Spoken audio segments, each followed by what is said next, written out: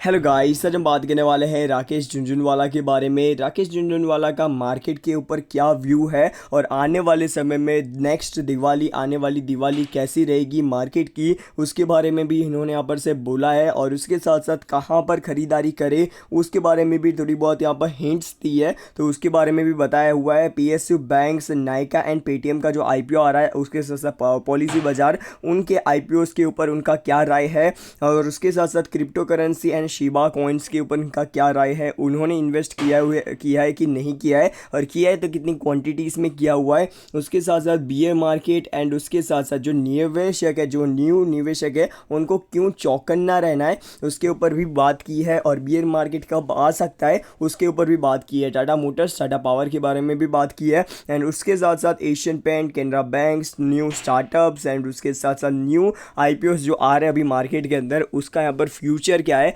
उसके ऊपर भी बात की है। उसके साथ साथ मार्केट के अंदर क्या रिस्क है, मतलब अभी मार्केट इतना ज़्यादा बुलिश है, इतना ज़्यादा ऊपर है, तो इसमें रिस्क सबसे ज़्यादा क्या है उसके बारे में भी डिस्कशन किया है। एंड रियल स्टेट एंड उसके साथ साथ एविएशन इंडस्ट्री, जैसे कि यहाँ पर से जो एयरलाइन इंडस्ट्री है, उनका यहाँ पर से क्या फ्यूचर है और उनका यहाँ पर क्या व्यू है इस इंडस्ट्रीज़ के ऊपर, तो उसके बारे में भी इन्होंने बात की है। तो वो सारी चीज़ों के बारे में डिटेल में बात करेंगे। सबसे पहले यहाँ पर से सबसे पहला पॉइंट आ जाता है इनका, यहाँ पर एक बहुत ही ज़्यादा बड़ा यहाँ पर बयान देखने को मिल जाता है। वो यहाँ पर पीएसयू बैंक्स है, पीएसयू बैंक्स के ऊपर, तो यहाँ पर से इन्होंने क्या बोला है कि जो पीएसयू बैंक्स है उसके ऊपर सिलेक्टिव पीएसयू बैंक्स, ऐसा यहाँ पर आप लोग देखना और सुनना इंटरव्यूज़ के अंदर, सिलेक्टिव पीएसयू बैंक्स बोला हुआ है। मतलब कुछ ही ऐसी पीएसयू बैंक्स है जहाँ पर ये बहुत ज़्यादा बुलिश है, और जिनमें से यहाँ पर से कैनरा बैंक भी आती है जो जिसमें यहाँ पर से इन्होंने इन्वेस्ट भी करके रखा हुआ है। तो सिंपल सा चीज़ है, देखो इन्होंने इन्वेस्ट करके रखा हुआ है तो वो तो अपनी कंपनी के बारे में, मतलब उस कंपनी के बारे में अच्छा ही बोलेंगे ना,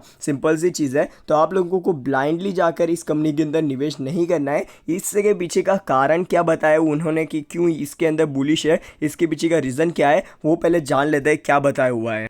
देखो ये है कैनरा बैंक, उसके फंडामेंटल एनालिसिस के ऊपर आते हैं। तो इस कंपनी की बुक वैल्यू की बात करें तो 344 रुपीज़ की इसकी बुक वैल्यू है, और करंट प्राइस क्या चल रही है इस कंपनी के शेयर की, 229 रुपीज़ चल रही है। मतलब ये कंपनी का शेयर अपने बुक वैल्यू से भी नीचे चल रहा है। और ये कंपनी के शेयर के अंदर ये एक यहाँ पर खास बात आ जाती है, कब है पता चल गया आप लोगों को। और इस कंपनी का प्राइस टू अर्निंग देखोगे तो रेशियो यहाँ पर से 9.24 का देखने को मिल जाता है। अभी यहाँ पर से हम बात करें आईसीआईसीआई बैंक की, तो आईसीआईसीआई बैंक का यहाँ पर से प्राइस टू अर्निंग रेशियो 25 का देखने को मिल रहा है। ऑलमोस्ट यहाँ पर आरओसी और आरओई यहाँ पर थोड़ा थोड़ा सेम ही है, इतना ज़्यादा मतलब ड्रास्टिकली चेंज नहीं है कोई। और अभी हम बात करें इस कंपनी की बुक वैल्यू की, तो 227 रुपीज़ का इस कंपनी का बुक वैल्यू है, और कंपनी का शेयर 700-800 रुपीज़ पर चल रहा है। तो इनका एकदम सिंपल सा यहाँ पर कहना है कि यहाँ पर से जो जिस कंपनी पीएसयू बैंक्स का यहाँ पर भी टाइम आना बाकी है, आने वाले समय में ये जो पीएसयू बैंक्स है वो यहाँ पर जो इनकी बुक वैल्यू से भी जो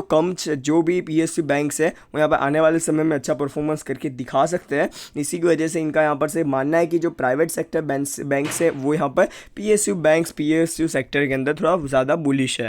अभी सवाल ये आता है कि क्या आप लोगों को जाकर डायरेक्टली निवेश कर देना है? बिल्कुल भी निवेश नहीं करना है। मेरा ऐसा मानना है कि यार कोई भी स्टॉक के अंदर, कोई भी एक स्टॉक के अंदर बड़े प्लेयर्स यहाँ पर इन्वेस्ट करने का बोलते हैं ना, तो ब्लाइंडली निवेश नहीं करना होता है। आप लोग यहाँ पर कंसिस्टेंट देखो, उसने तो यार यहाँ पर आज यहाँ पर इन्होंने बोला कि खरीदना है, और कल के दिन जाकर फटाक से बेच दिया ना, तो भी आप लोगों को एक महीने के बाद या 2-3 वीक के बाद पता चलेगा। और इन्होंने अपने स्टेक्स को कम कर दिया, आप लोगों उन्होंने बोला खरीदो, तो खरीदना नहीं होता है, ठीक है। ये मार्केट ऐसे नहीं वर्क करता है। आप लोग अपने एनालिसिस करो, अपनी तरीके से इन्वेस्ट करो, ठीक है। ब्लाइंडली किसी को भी फॉलो मत करो, भले ही राकेश झुनझुनवाला हो कि हर्षद मेहता हो, ठीक है। दूसरी यहाँ पर से चीज़ आती है कि इन्होंने क्या बोला है, एविएशन इंडस्ट्रीज़ के बारे में बोला है, एंड उसके साथ साथ रियल एस्टेट इंडस्ट्रीज़ के बारे में। तो ये दोनों ही सेक्टर के अंदर भी यहाँ पर से बहुत ज़्यादा बुलिश है। इसके पीछे का रीज़न क्या है कि यहाँ पर से बुलिश क्यों है? सबसे पहले एविएशन इंडस्ट्रीज़ में बहुत ज़्यादा गैप है, स्पेस है, वहाँ पर बहुत ज़्यादा आगे बढ़ने का स्पेस है।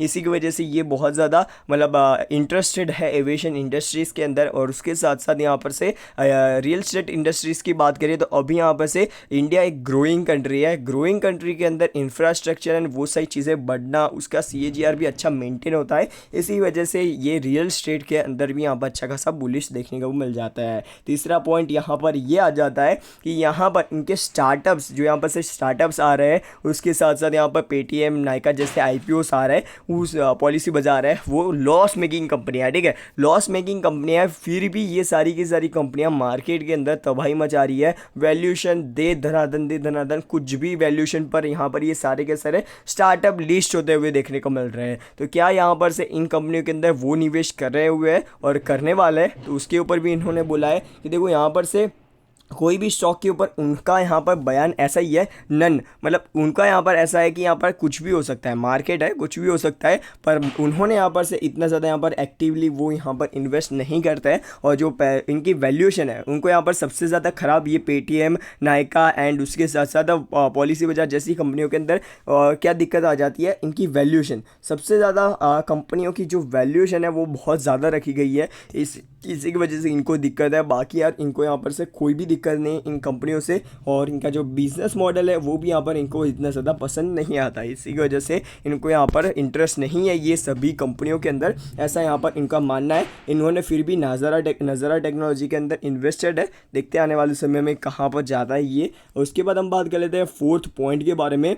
फोर्थ पॉइंट आ जाता है, इन्होंने यहाँ पर से क्रिप्टो करेंसी, उसके साथ साथ यहाँ पर शिबा कॉइन जैसे कॉइन्स के बारे में बोला है। तो इन्होंने यहाँ पर क्या बोला, सबसे पहले तो यहाँ पर इन्होंने बोला वो बिल्कुल भी इस करेंसी या इस सेगमेंट के अंदर इंटरेस्टेड नहीं है, सारा का सारा चीज़ फालतू है, इनका ऐसा कहना है। और ऐसा क्यों कहना है, इसके पीछे का रीज़न ये है कि इनकी कोई वैल्यू नहीं है, मतलब यहाँ पर सब लोग मान रहे हैं इसकी वजह से इसकी वैल्यू है, ऐसा उन्होंने माना। पर इन्होंने क्या बोला, कोई फंडामेंटल इसके पीछे कोई तर्क नहीं है, कोई एक चीज़ नहीं है जिसका मतलब आप लोगों ने कोई एक कंपनी के अंदर निवेश किया, टाटा मोटर्स के अंदर निवेश किया, आप लोगों ने यहाँ पर इस कंपनी को मतलब शेयर्स को ख़रीदा और उसकी कोई वैल्यू होगी, उसके मशीन की वैल्यू होगी, उसके पार्ट्स और उसके साथ साथ वो सारी चीज़ों की वैल्यू होगी। पर क्रिप्टो के अंदर क्या है, उस चीज़ के अंदर कोई भी वैल्यू नहीं होती, मतलब उसका कुछ भी यहाँ पर से नहीं होता है, एक बस ऑनलाइन एक ट्रांजेक्शन, एक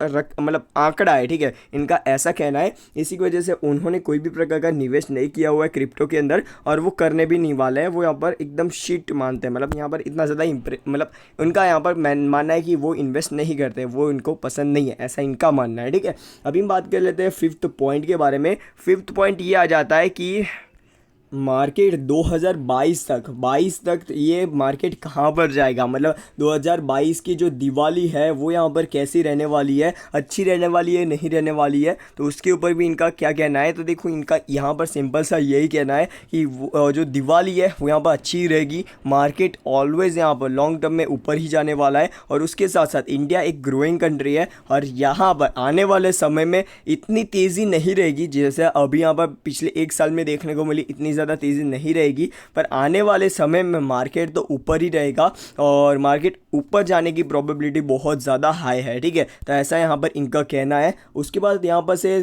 6 पॉइंट की बात कर लेते हैं कि इनको यहाँ पर न्यू इन्वेस्टर्स के बारे में क्या बोला है। तो देखो यहाँ पर से एंकर ने बोला, जो यहाँ पर से इनके इंटरव्यू ले रहे थे, इन्होंने बोला कि यहाँ पर से जो न्यू इन्वेस्टर अभी यहाँ पर बुल मार्केट को देखकर आए हैं, निवेश कर रहे हैं, तो उनके बारे में आपका क्या कहना है। तो राकेश झुनझुनवाला ने ऐसा बोला कि सिंपल सा कि मार्केट अभी यहाँ पर मार्केट है ना, अभी बुलिश है, अभी यहाँ पर से टाइम है ना, टाइम सारी चीज़ें सिखा देता है, टाइम सारी चीज़ें दिखा देता है। और बुल मार्केट अभी इन्होंने देखा है, बियर मार्केट भी देखेंगे, टाइम के साथ वो भी इन्वेस्ट करना सीख जाएंगे, ऐसा यहाँ पर से इनका कहना है। मतलब यहाँ पर एक सिंपल सी चीज़ है, आप लोगों को ध्यान में रखनी है, जो आप लोग न्यू इन्वेस्टर्स हो, मार्केट के बारे में बहुत ज़्यादा पता नहीं है, तो आप लोग एक चीज़ कर सकते हो, सारी की सारी चीज़ों को एक वैल्यूशन के हिसाब से देखना, एक वैल्यू करना, उसके बाद ही आप लोग आँख बंद कर किसी भी कंपनी के अंदर, आप लोगों ने सुना कि पेटीएम का, भाई पेटीएम की वैल्यूएशन बहुत ज़्यादा रखी गई है। सही बताऊँ तो मैं तो इस कंपनी के अंदर बिल्कुल भी लॉन्ग टर्म के लिए नहीं जाने वाला हूँ, क्योंकि देखो पेटीएम की बात करें ना, वैल्यूएशन बहुत ज़्यादा है। इस कंपनी का यहाँ पर से रेवेन्यूज हर एक साल डाउन होते हुए देखने को मिल रहा है। इस कंपनी का प्रॉफिट की बात करें तो प्रॉफिट भी ये प्रॉफिटेबल भी नहीं है। कंपनी के बिजनेसमैन मैनेजमेंट बहुत ज़्यादा बेकार है, क्योंकि यार आप लोगों ने इसके बहुत सारे पेटीएम के फ्रॉड के किस्से बहुत सारे देखे होंगे, आप लोगों ने नहीं देखे, उनके किस्से नहीं सुने, तो आप लोग वेबसाइट के मतलब गूगल पर जाके सर्च कर सकते हो पेटीएम फ्रॉड और वो सही चीज़ें, और यहाँ पर आप लोग यूट्यूब पर भी जाके पेटीएम फ्रॉड करके सर्च कर सकते हो, बहुत सारे फ्रॉड्स के इसके हिस्से हैं, ठीक है। तो इसी की वजह से मेरे को पेटीएम के अंदर बिल्कुल भी इंटरेस्ट नहीं है, ठीक है। आप लोगों को यहाँ पर से बोलूँगा कि यार वहाँ पर आप लोग बिल्कुल भी निवेश मत करना। अभी यहाँ पर से इन्होंने क्या बोला कि जो यहाँ पर से बुरा बुरा यहाँ पर न्यू इन्वेस्टर जो मार्केट के अंदर आए हैं वो यहाँ पर टाइम के साथ सारी चीज़ें सीख जाएंगे, टाइम सब कुछ सिखा देता है, ऐसा यहाँ पर इन्होंने बोला है। अभी हम बात कर लेते हैं सेवेंथ ही आया है, शायद 7 या 8 पॉइंट आया है, तो 7th पॉइंट की बात कर लेते हैं। 7th पॉइंट को इन्होंने यहाँ पर ऐसा बोला है, जब कब बियर मार्केट आएगा, बियर मार्केट कब आएगा, तो इनका यहाँ पर से ऐसा मानना है कि जब यहाँ पर कोई यहाँ पर नेचुरल डिजास्टर होता है, मतलब यहाँ पर भूकंप आ जाता है या कोई सुनामी आ जाती है, कोई बाढ़ आ जाती है, कोई बड़ी कोई चीज़ होती है इंडिया के अंदर या कोई बाहर कंट्री मतलब कंट्री के बाहर के अंदर, तो यहाँ पर से इंडिया के अंदर या पूरे मार्केट के ऊपर इम्पैक्ट पड़ सकता है। बाकी यार नेचुरल डिजास्टर के अलावा यहाँ पर मार्केट अभी तो यहाँ पर से नहीं रुकने वाला, ऐसा यहाँ पर इनका मानना है। जो भी यहाँ पर सिंपल सी चीज़ है, यहाँ पर वॉर हो जाती है या ये सारी चीज़ें नेचुरल डिजास्टर एंड वो सारी चीज़ें होती है, तो यार ये सारी चीज़ें एक्सपेक्टेड नहीं होती है और एक्सपेक्टेड चीज़ों को मतलब एक्सपेक्टेड नहीं होती, इसी की वजह से ये सारी चीज़ों के अंदर मार्केट गिरता है। वो यहाँ पर हमने सारी चीज़ें देखी है, ठीक है। और यहाँ पर हम बात कर लेते हैं 8 पॉइंट के बारे में, 8 या जो भी 9 पॉइंट जो भी आया हुआ वो। अभी यहाँ पर से 9th पॉइंट बहुत ज़्यादा इंपॉर्टेंट है।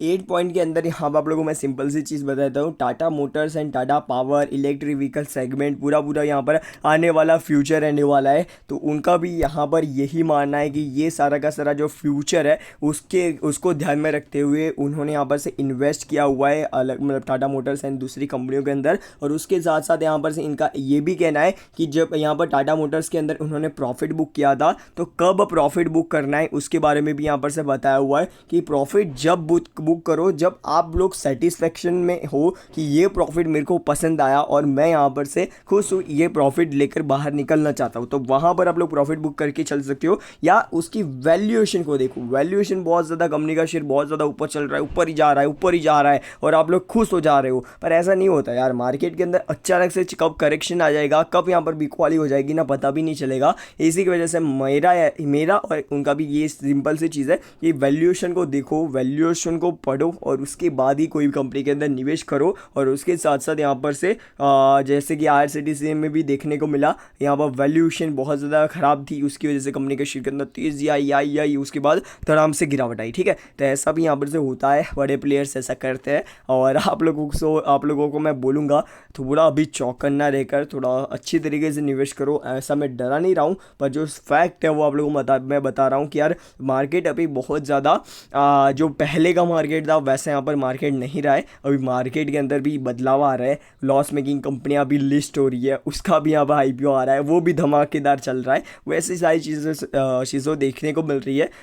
टाइम सब कुछ सिखा देता है, ये चीज़ से मैं एग्री करता हूँ, पर देखते आने वाले समय में क्या होता है। बाकी आपका ओपिनियन मेरे को कमेंट सेक्शन में ज़रूर से बताना। वीडियो पसंद आए तो लाइक, और आप लोगों ने वो वाला इंटरव्यू देखा हो और आप लोगों ने कुछ ऐसी चीज़ नोटिस की हो वो मेरे को कमेंट सेक्शन में ज़रूर से बताना। आप लोगों ने कौन कौन सी चीज़ें नोटिस की है, बस आप लोगों को आज के लिए यही सारी चीज़ें बतानी थी। बस गुड बाय, फिर मिलते हैं नेक्स्ट वीडियो में। Good bye.